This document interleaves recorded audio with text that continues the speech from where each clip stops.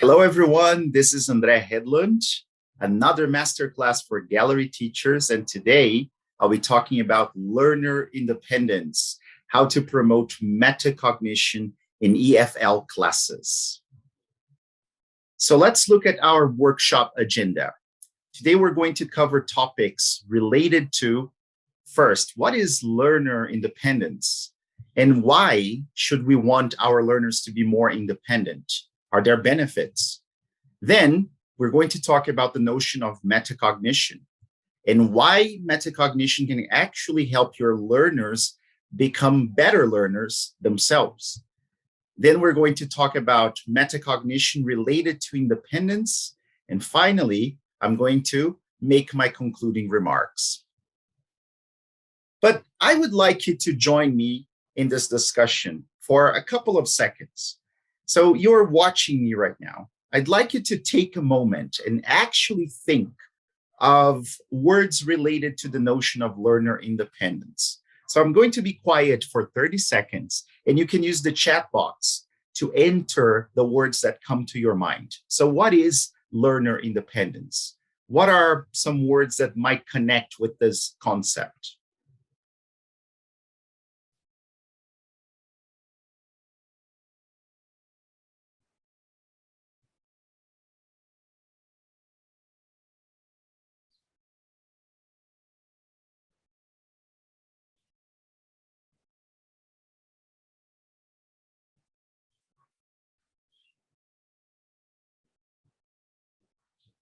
Well, I hope that was 30 seconds, but if it wasn't, you may have thought of words such as autonomy, agency, protagonism, self-direction, voice and choice.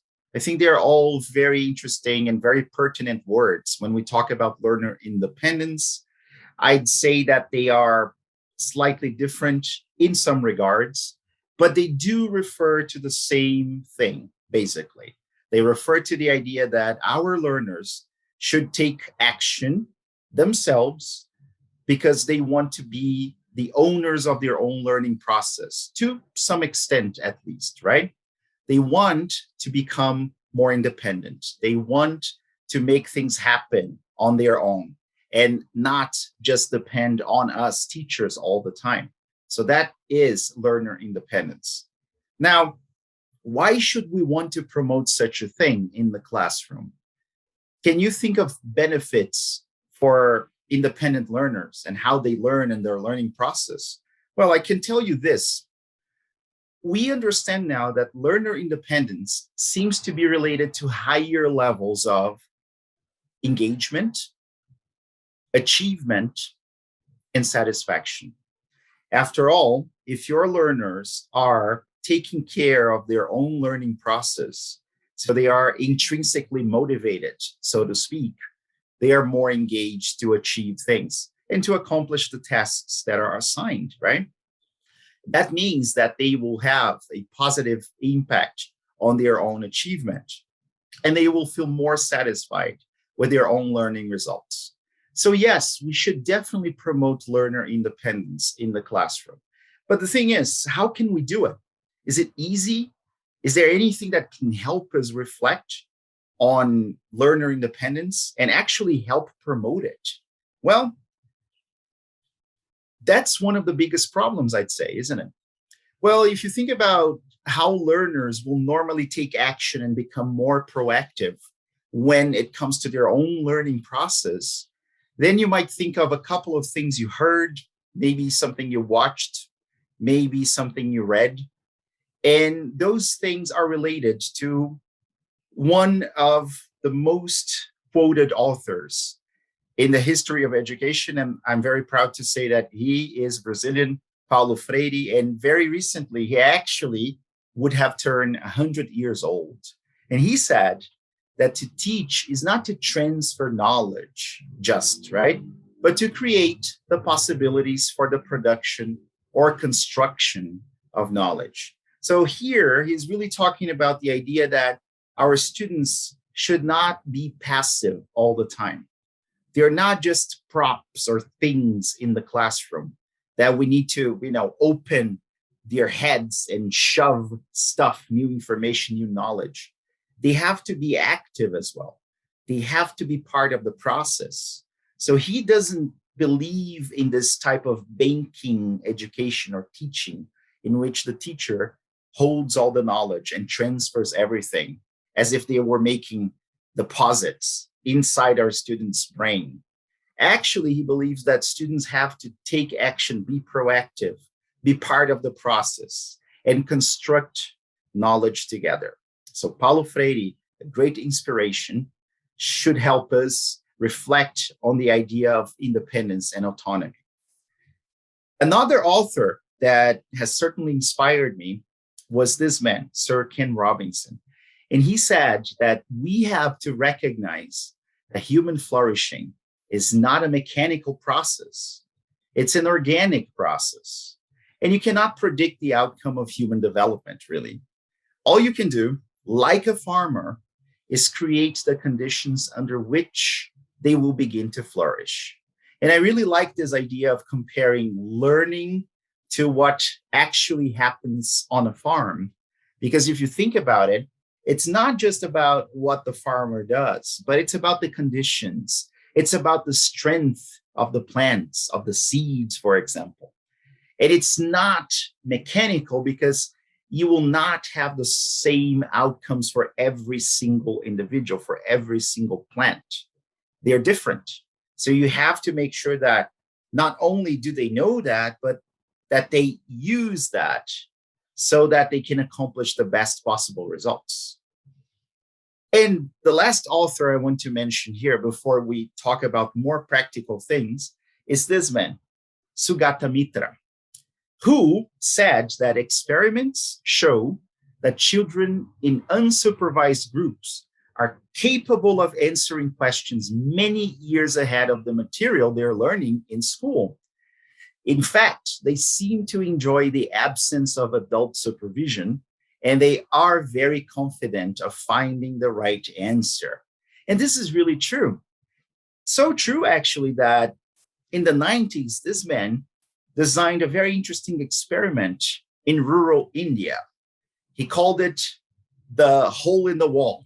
So basically what they did was, well, there was a hole in the wall and they put a computer connected to the internet there.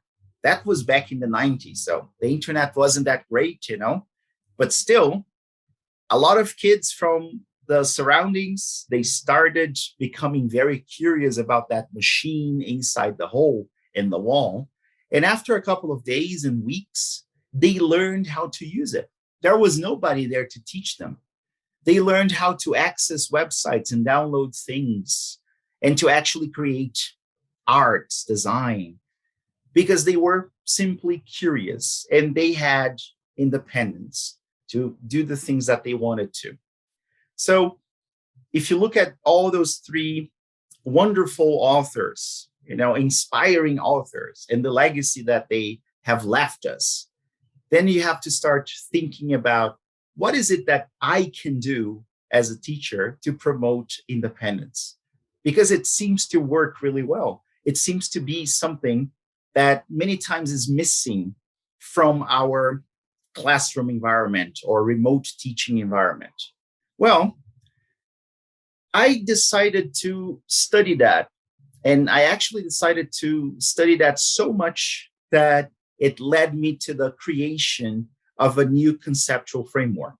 It's called the learning cosmos. So the idea that there are different spheres of influence when it comes to learning outcomes. So if you think about it, your students, all of them have cognition, right? So that's the cognitive sphere, but they also have emotion and they are intrinsically connected. So there is an emotional sphere.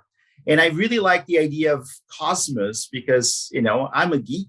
I love the universe and space, Carl Sagan, Stephen Hawking, right? And what I wanted to do really was look at all of the contributions of cognitive neuroscience and cognitive psychology and put all of those things together in one illustration. And I called it the learning cosmos. And why am I talking to you about this? Well, because one of the spheres is actually attitudes, and beliefs that influence learning. Now, if you think about it, it's not just about students' cognition or emotions, right? It's not just about how much they can pay attention to something or how well they can consolidate memory or if they are in the right emotional state. It's also about what they believe they can achieve. It's also about their attitudes and behaviors in the classroom and outside of the classroom as well, because those things matter and they influence each other and they are part of the learning cosmos. I actually published, it's still going to be published by the end of this year, an article about this category or this sphere of the learning cosmos.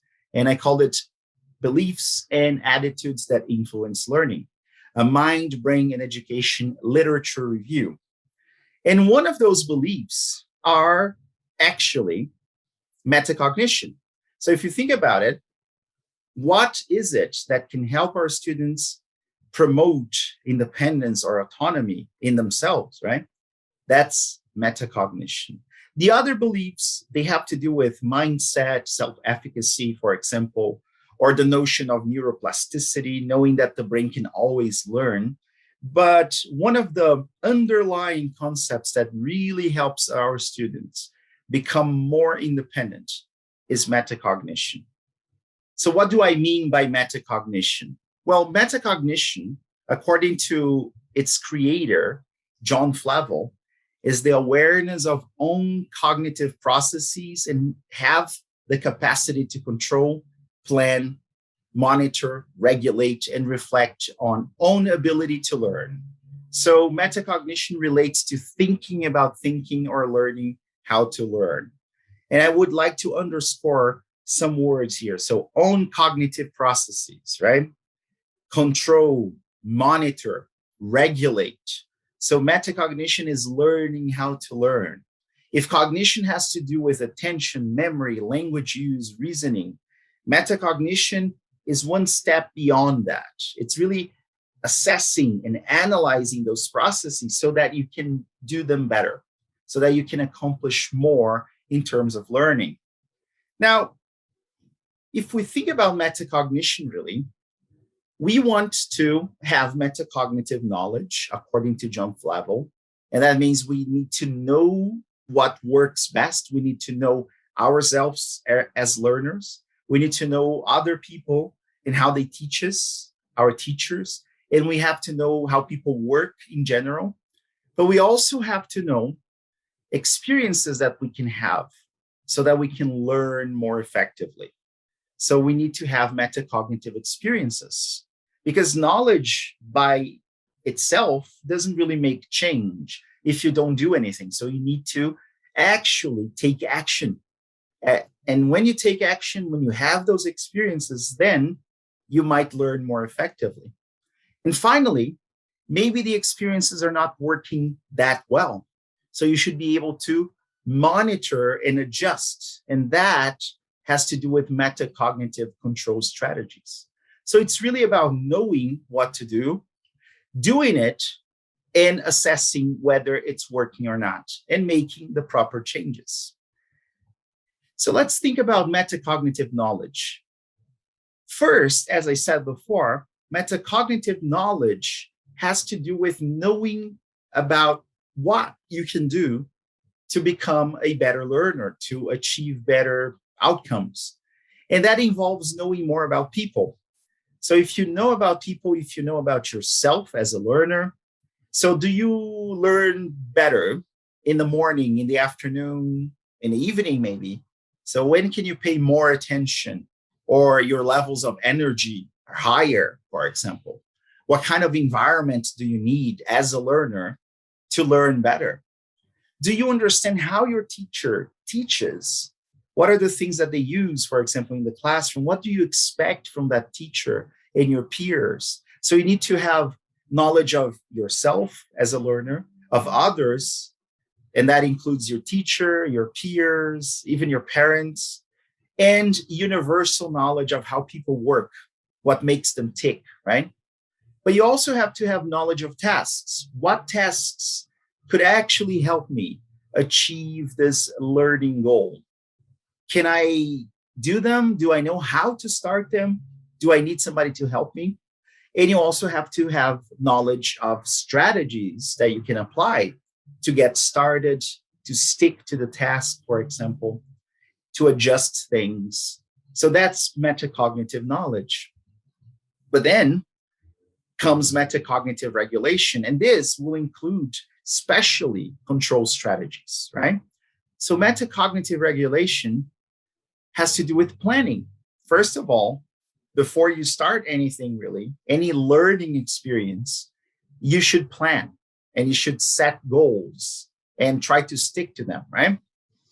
Once you have planned and set goals, then you have to monitor if you're making progress, if you're actually sticking to all of those steps that you organized yourself. Then you have to evaluate whether those things are working or not. So you have to look at your original planning and check whether you were able to achieve step 1 or 2, and if it worked, if it was effective, if you feel that you have learned better. And then that brings us to control. So you can control the whole experience if you have the bigger picture there. If you look at your planning, your monitoring, your evaluating, you can control your metacognitive experience. Now, it's very important for us to remind you again that we're talking about students that are self-driven here, students that are metacognitive. So students that try their best to be independent.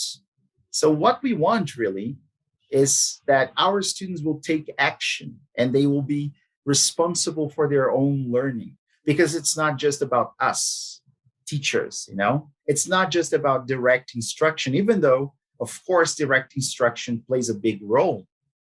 But there are moments that our students have to take initiative and they have to own their own learning process.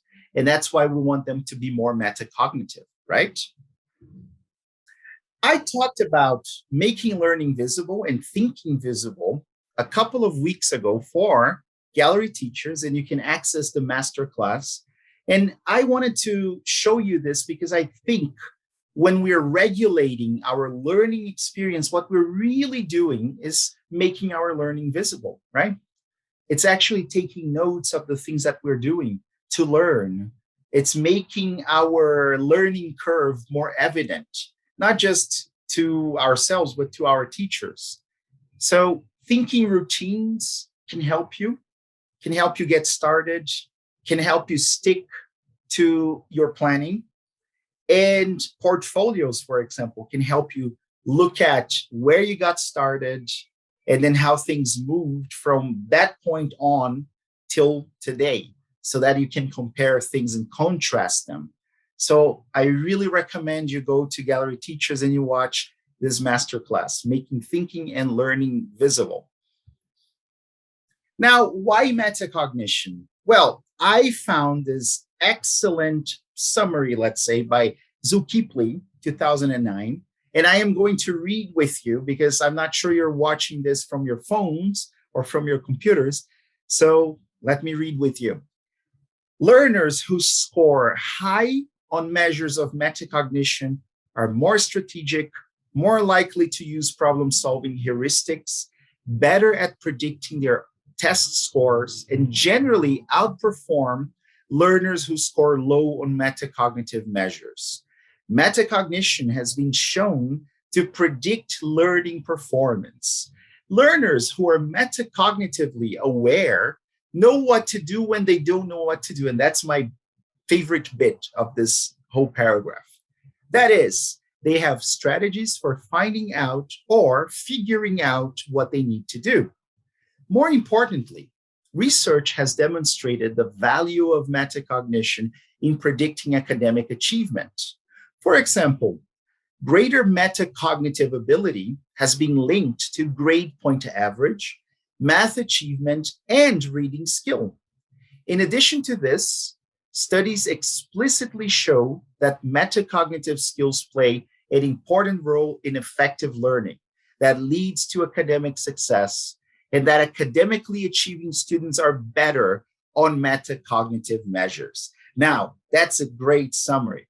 And let me underscore a couple of key words again. So, performance, predict, academic achievement, math, reading, success, effective learning, strategic. Metacognition is definitely related to our students' ability to learn more effectively. And the best part is that even if they don't know exactly how they can learn more effectively, if they are more metacognitive, they have the tools to find out and to take action. So that's why we want to develop more metacognitive students, or to nurture metacognition in the classroom, because then they will be more self-sufficient. They will be able to own their own learning process as well. I mean, we are there for them. We can guide them, we can give them help, but it's more about them at this stage, right? Because they are the ones who are going to learn eventually. Now, how can we do that? You're probably asking yourselves, right? How to promote independence through metacognition? Well, I have a strategy. I call it the triple A strategy. Okay, so that means there are 3 A's, and I hope they are clear enough for you to start using them in your EFL classroom today, if you're teaching today. So the very first A is the idea of awareness. So first, our students, they have to be aware of how to get things done, not just what they have to learn.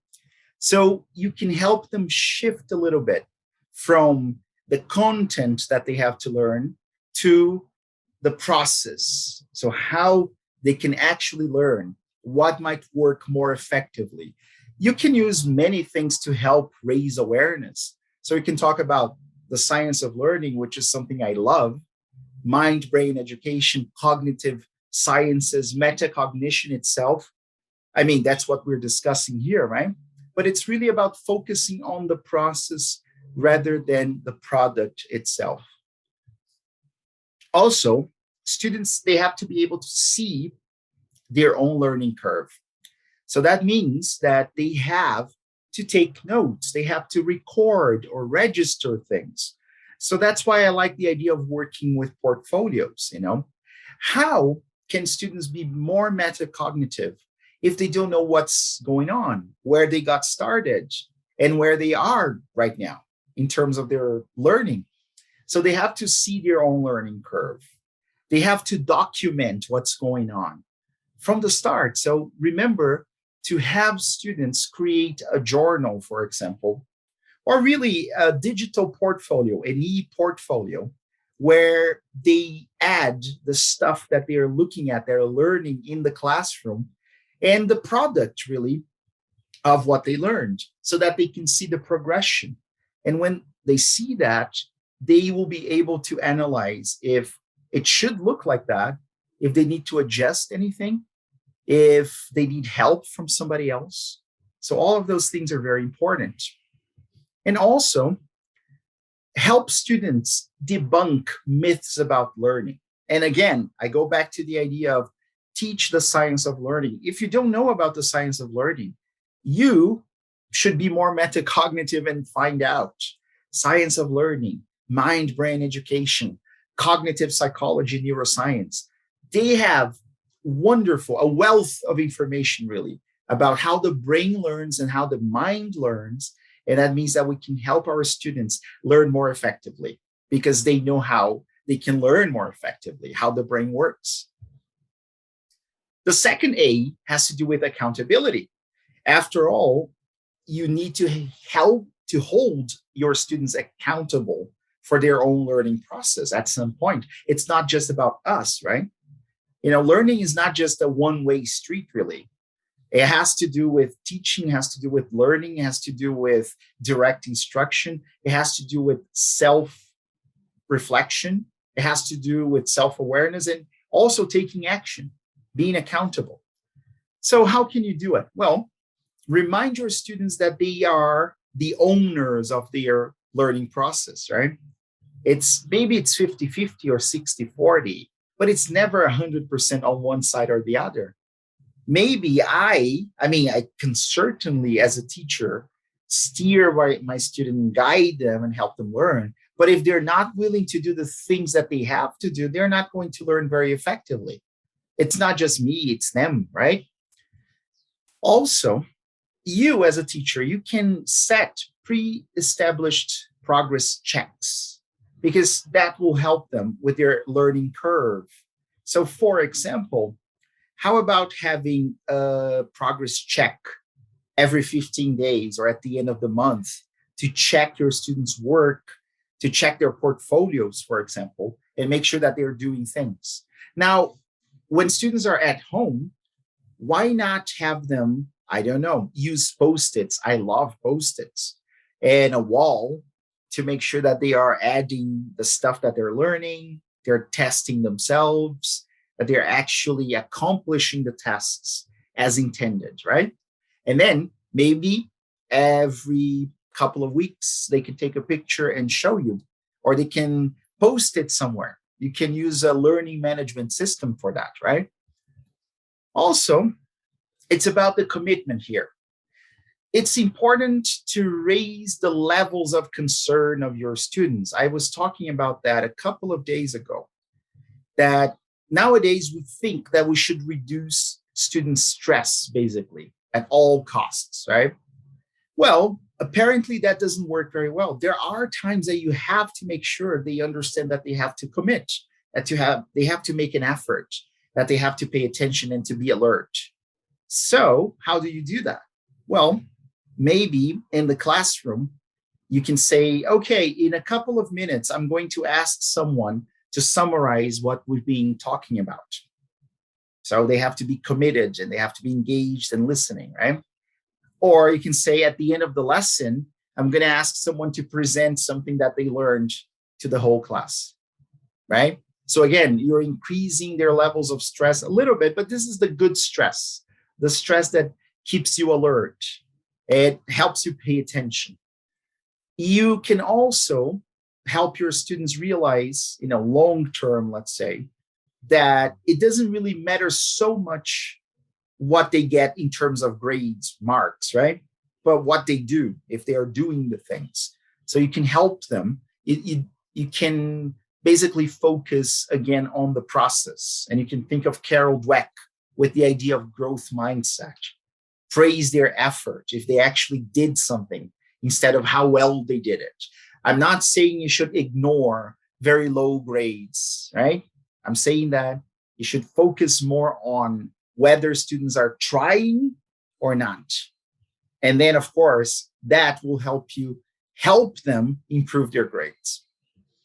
And then the third A is action. So after they are made aware of the things that they can do or who they are as learners, and of course, after they realize that they are accountable for their learning as well, it's not just about their teacher, now they have to take action. So that means that done is better than perfect. A lot of the times, really, when we think about instruction and classroom and the environment really of learning, it could be remote or not, face-to-face. One of the things that gets in the way is that students strive for perfection. They're perfectionists and they don't get things done, Well, done is better than perfect. So that means that instead of thinking too much about the perfect essay, homework, task, just get it done. Get it out of your way. Do it in an engaged way. Be committed, but make sure that you can do it, basically, instead of worrying too much about doing it perfectly. It's really about micro actions. I think it could be rather overwhelming for you to plan something that is huge, that, I have to achieve this. So it's about micro actions. If you want your students to learn more effectively, you can help them probably write down a couple of steps for them to get there, the things that they have to do. For example, they can study 1 hour after the class, let's say, or better, the next day after they have slept. So you can help them plan and accomplish those things, right? Maybe you can have a planner and you can say, okay, so remember, we had class today, tomorrow at this time, because that's when you work better, according to what you told me, you should study for at least 1 hour.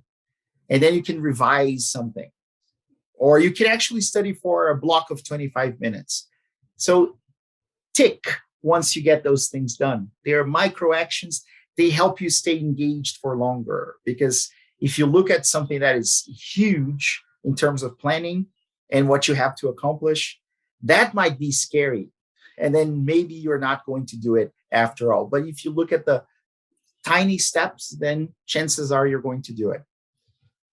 And ongoing assessment, really. Again, the idea of portfolio, right? So make sure that you give your students constant feedback, not just on their grades, on the quality of their work, but if they are actually trying, if they're studying at home, if they're organizing themselves, if they are being self-efficacious, give them that feedback. And you can say, well, maybe you're not accomplishing the things you are supposed to, or that we would like you to accomplish, because you haven't really studied or organized yourself. And then you forget, of course, because you only have this time with me in the classroom. You need to study, beyond the classroom time, because otherwise you won't learn as effectively. So again, give them feedback, have them tick that box. And I would like to conclude really with the idea of devolving responsibility to students, really, about their own learning. So we want students to be more metacognitive, yes. So that means that it's not really all about learning, but it's about teaching as well, right? It's about us as teachers teaching them, and it's about them teaching themselves how to be more metacognitive, more self-efficacious, right? To actually take action, to own their own learning process. So this means shifting the focus back to teaching and expecting students to hold their part of the deal. And that's very important. You might think, well, this does not relate necessarily with the idea of making learning visible that I discussed here before. Well, maybe not, but maybe it does. Maybe, how do you make learning visible? Well, maybe you as a learner, you have to make sure that you will actually do the things that are needed in order for you to learn and show them to yourself and the teacher. So there is a very interesting term that was coined by Gert Biesta, and it's learnification. So apparently, in the last couple of years, people have been focusing too much on the idea of learning, that students have to learn better, that we have to make learning easier so it becomes more effective for students, right? But learnification actually tells us that it doesn't really work like that. We should go back to the idea of education, because it's not really about learning and learning whatever they want to learn because they are different learners, but it's also about becoming better learners so that they can receive the proper education and be successful. And that means being more metacognitive, being responsible, accountable for your results. So I would like to finish with the idea of, well, help your students become more metacognitive and ask them to be more, self-sufficient. Teach them how they can learn best. But you know what? Ask them to do the things that they have to do. Make sure that they realize that, well, if I don't basically hold my part of the deal as a student, then it's not just the teacher's fault, right? I have to become more self-efficacious myself, more metacognitive, and then hopefully I will learn more effectively. Now, don't forget to check out the wonderful resources at Gallery Teachers. So you know where to find the website. There are many wonderful masterclasses coming, and I hope to see you very soon again. Learner independence is relevant because it helps your students realize that learning is not just about the teacher and the teacher making things easier for learners to learn, but it's actually about being responsible and accountable for your own learning process. So that means that you, as a learner, will have to take action. You will have to learn how to learn best. And that comes from metacognition. So learner independence is the key for learning better and more effectively. Metacognition is something that was coined a long time ago by John Flavel, and it basically means learning how to learn or thinking about your own cognitive processes. If you think about it, it helps you develop a more independent style of learning because you will be able to assess the things that work for you, the type of learner that you are, and the experiences that can help you achieve the learning goal so that you can take action and make sure that you yourself, as an independent learner, are doing what you're supposed to do. So metacognition can show you the way.